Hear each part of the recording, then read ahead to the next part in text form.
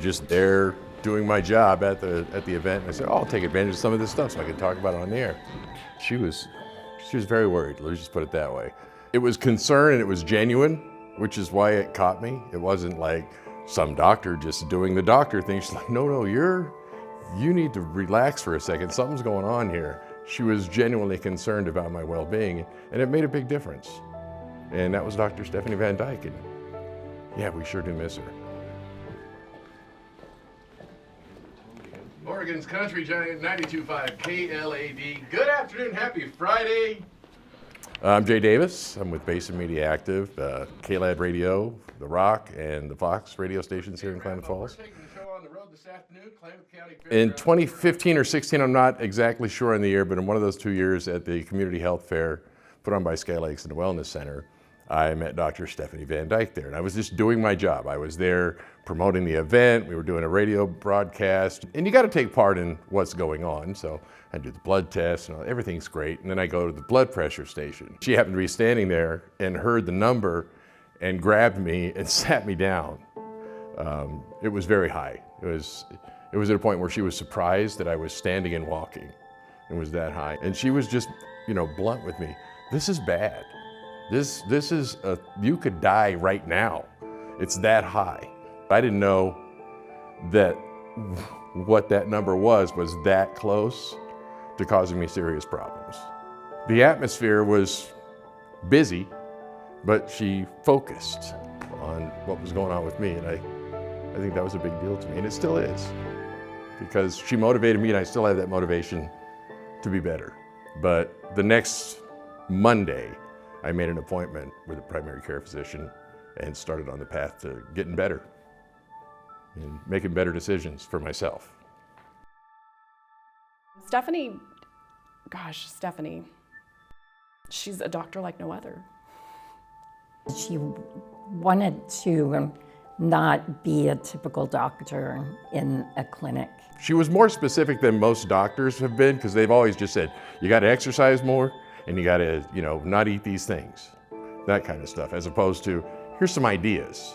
And that was kind of what I was getting from her. Here's some ideas. I feel like she helped me change the course of my life in a big way. You have a list of things that you can do, and you can pick and choose from that list, and they're all going to be good for you.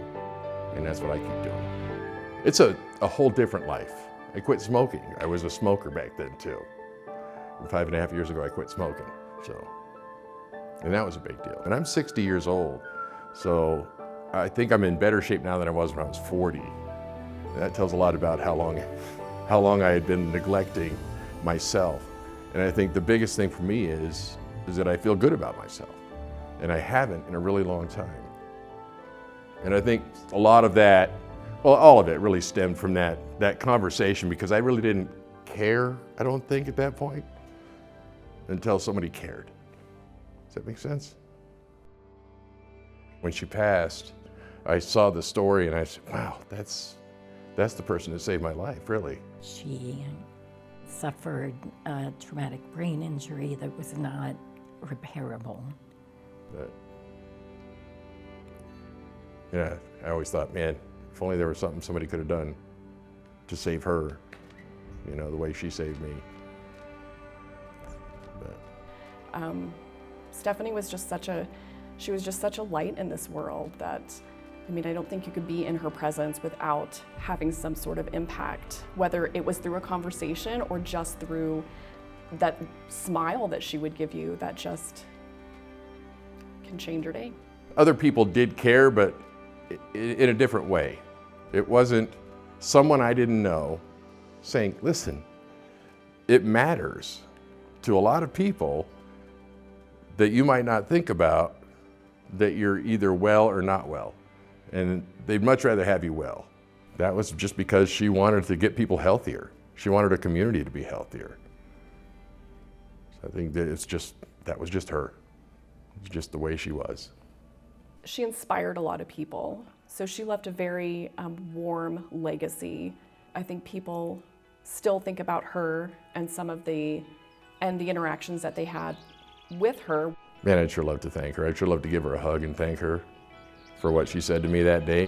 She made a huge difference, and I hope her family knows what kind of difference she made. I might not be alive right now if it wasn't for Stephanie Van Dyke. So yeah, it's a huge thank you. I don't even know if that's the right words, but definitely thank you. And boy, we miss you. This town misses you. But you made a huge impact, and nobody will ever forget her, that's for sure.